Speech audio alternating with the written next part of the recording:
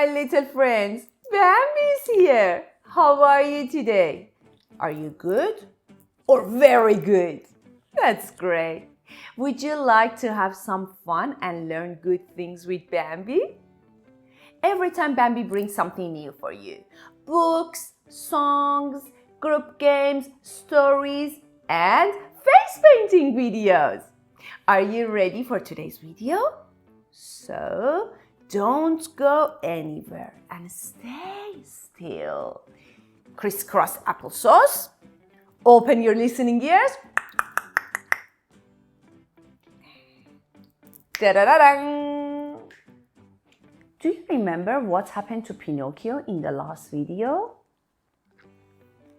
He got himself in a trouble, but Blue Fairy came to his rescue and gave him another chance. So Pinocchio and the Jiminy Cricket ran home as fast as they could.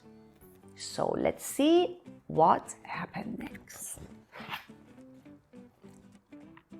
In a nearby tavern, Honest John and Gideon were meeting with the coachman who liked to attract boys to a pleasure island.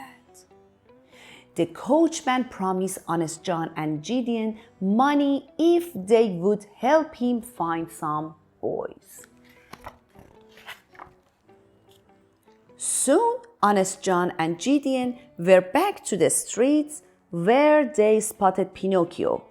Pretending that Pinocchio looked sickly, Honest John convinced the little puppet that he needed some rest and relaxation on Pleasure Island. Honest John and Gideon led Pinocchio down the street. They told him all about the wonders of Pleasure Island, games, toys, candy, rides, and it was all free.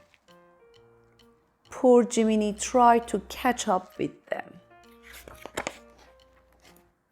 Outside the village, Honest John turned Pinocchio over the coachman.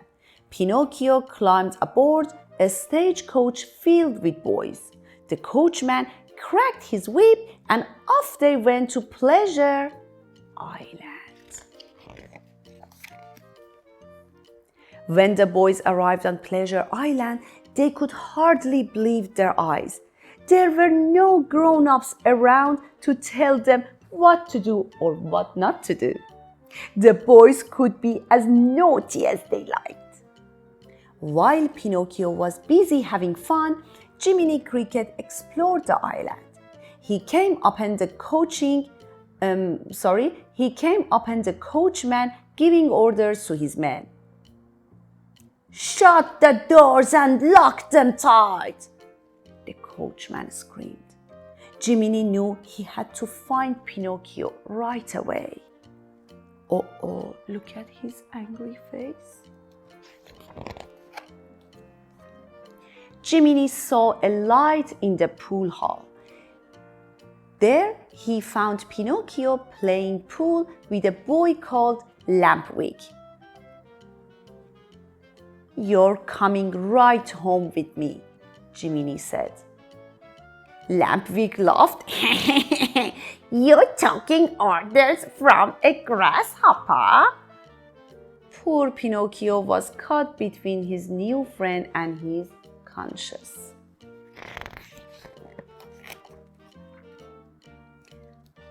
On his way out, Jiminy saw a coachman and his men putting donkeys in crates.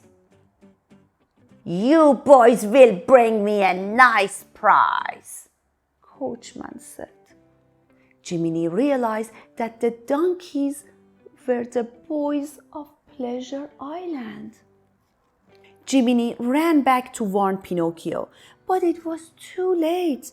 Pinocchio stared in horror as he sprouted his own set of donkey ears and a tail. Oh my God, what's happening to Pinocchio? Quick, we've got to get out of here, yelled Jiminy. Pinocchio and Jiminy Cricket raced across the now deserted island. leaving the coachman and the donkeys behind. They climbed up the rocks and then jumped into the ocean. The pair finally reached the shore and headed for home. But when they arrived, Geppetto was nowhere to be found.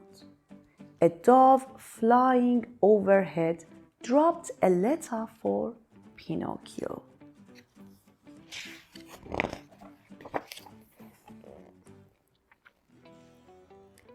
The letter said that Geppetto had gone looking for Pinocchio and had been swallowed by a whale named Monstro. Oh! Pinocchio and Jiminy headed back to the shore. At the bottom of the ocean, they began their search for Monstro.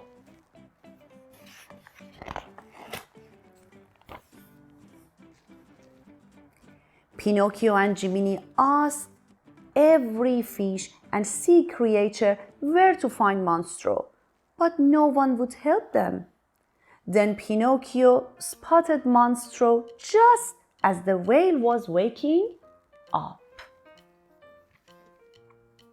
Meanwhile, deep inside Monstro's belly, Geppetto was hoping for a miracle. "There isn't a fish left," he explained to poor starving Figaro. If the Monstro doesn't wake up soon, I'm afraid we are done for."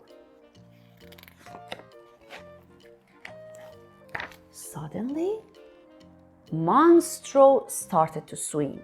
He was ready for lunch. He opened his gigantic jaws and sucked in an entire school of fish and Pinocchio along with them. Pinocchio and the fish swam down the whale's throat and into his giant belly. When he got there, Pinocchio found himself in the arms of a very happy Geppetto. They finally found each other in a whale's belly. "There is no way out of here," Geppetto said sadly. "I've tried everything." Then Pinocchio had an idea. He began chopping up furniture. "We'll start a fire and make lots of smoke," Pinocchio said. "Then Monstro will wake up and sneeze us out." Such a good idea. Monstro soon felt the fire burning in his belly. Inside, everyone quickly jumped onto a raft that Geppetto had built and paddled towards the whale's throat. When Monstro let out an enormous sneeze, he blew the raft out to sea. Monstro was furious. Seeing the raft bobbing up ahead, he smashed it into pieces. Pinocchio, holding on to Geppetto, swam with all his might. He led Monstro into a crash with the rocks. Pinocchio had helped Geppetto reach the shore safely. But when Geppetto looked around for his little son, he found him lying face down into the water. Geppetto sadly picked up Pinocchio and carried him home.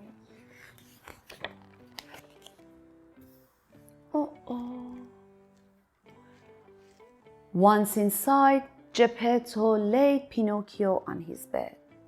Suddenly, the blue fairy appeared. She waved her wand over Pinocchio, saying, "You have proven yourself brave, truthful, and unselfish.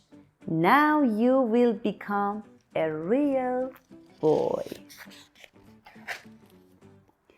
The lifeless wooden boy was suddenly transformed into a real little boy.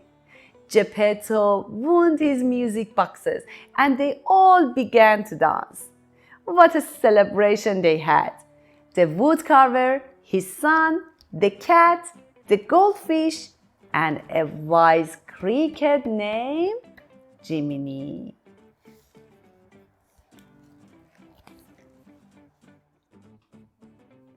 Okie dokie. Did you like today's video? Would you like to see more from Bambi? So, stay tuned and follow Happy Bambi on Instagram. Don't forget to subscribe to my YouTube channel. See you later, alligator. Mwah!